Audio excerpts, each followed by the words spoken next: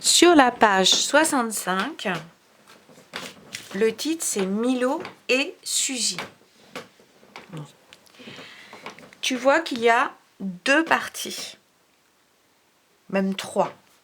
Il y a une première partie ici qui parle de Milo et une deuxième partie ici qui parle de Suzy. Milo est un chat mâle. Milo est un chat mâle. On va beaucoup parler de Milo, mais on ne veut pas tout le temps répéter Milo. Alors on va le remplacer par un pronom. Le pronom, ça sera il. À chaque fois que je vais lire il qui remplace Milo, je vais le surligner. Milo est un chat mâle. Il est solide. Il veut dire Milo. Il est dodu. Il, c'est toujours Milo. Il se bat. Il, c'est toujours Milo. Il va dehors. Il, c'est toujours Milo. Il épie les rats. Épier, ça veut dire espionner. Il épie, ça veut dire il espionne. Et il, c'est toujours Milo. Il chasse. Il, c'est toujours chasse. Léa, on n'a plus il, on a Léa. Léa lui a donné des bottes. Eh bien, dans cette phrase-là, il y a un mot qui remplace Milo. Parce que Léa a donné des bottes à Milo. Et au lieu de dire à Milo, on dit lui. Lui, on parle toujours de Milo. Léa, lui, ça veut dire à Milo, a donné des bottes. Ensuite, il y a un petit tiret qui veut dire que quelqu'un parle. C'est Léa qui parle. Et elle parle à Milo. Tu seras le chat botté. Le tu, comme elle parle à Milo, c'est lui. Tu seras le chat botté, dit-elle. Milo, Milo se débat. Il se débarrasse des bottes. Il, c'est encore Milo. Alors, prenons un Milo et une Léa.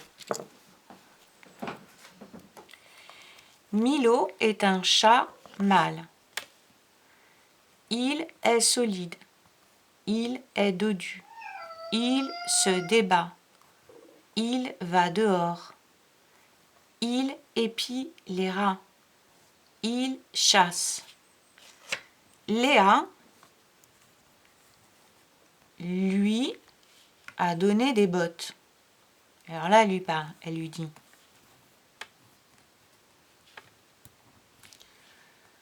tu seras le chat botté. Donc tu, c'est le chat. Milo se débat. Il se débarrasse des bottes.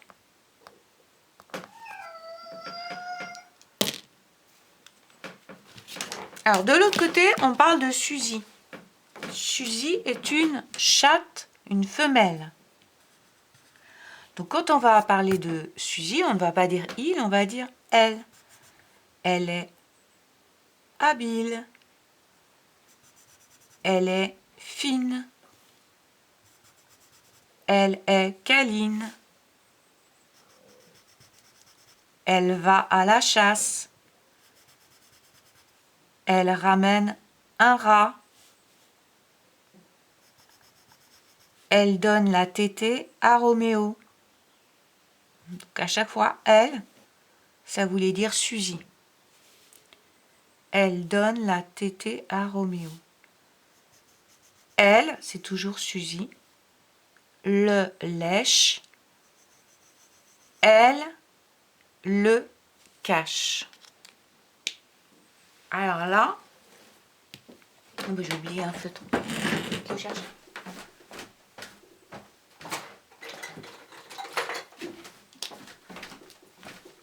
On a Roméo dans cette phrase qui est remplacé ici. Elle le lèche, elle lèche Roméo. Roméo est remplacé par le. Je vais te le mettre comme ça quand même.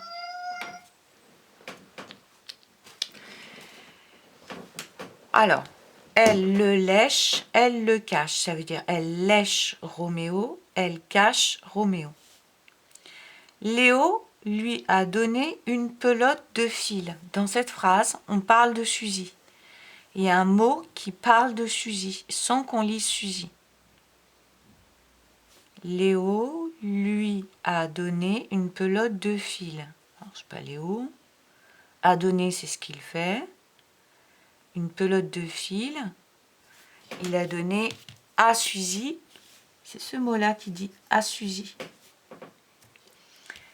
Elle mêle les fils.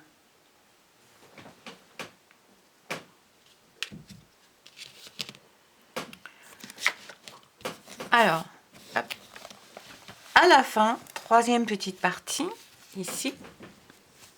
Troisième petite partie. Maintenant, on parle de Milo et Suzy ensemble. Comme ils sont plusieurs, on dit ils et on met un S dans une bulle parce qu'ils sont plusieurs. Ils sont deux. Donc c'est du pluriel. Ils dorment, ça c'est ce qu'ils font, c'est le verbe. Donc du coup, dorment, ENT, parce qu'ils sont plusieurs à le faire. Sur des, ah, attention, on va avoir du pluriel après.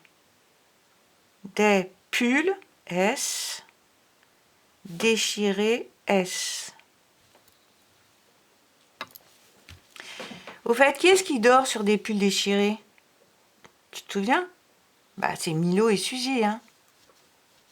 Ils sont plusieurs. Donc, ils dorment sur des pulls déchirés. Ils, avec un S, parce qu'on parle toujours de Milo et Suzy, donc plusieurs chats. Tirent, c'est le verbe, ENT. Les fils. Donc tu vois, on ne confond pas la marque du pluriel, S, et la terminaison plurielle d'un verbe. Je fais bien la différence entre marque, S du pluriel, et terminaison du verbe.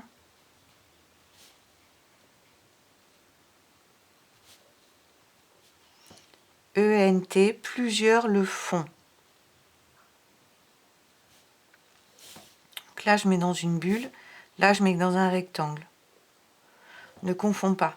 Tu verras, ça te servira toute ta vie de ne pas confondre la marque du pluriel S et la terminaison de l'action faite par plusieurs personnes, ENT. Il. Qui est-ce c'est qui déjà? Ah oui, c'est toujours Milo et Suzy, ils sont plusieurs. Donc S. Ils s'étirent. S'étirent, c'est ce qu'ils font. Ils sont plusieurs à le faire, alors ENT. Donc tu vois, cette page de lecture, elle n'est pas difficile à déchiffrer, mais elle te fait entrer dans le monde de l'orthographe, le monde de la grammaire, que tu travailleras beaucoup plus au CE1.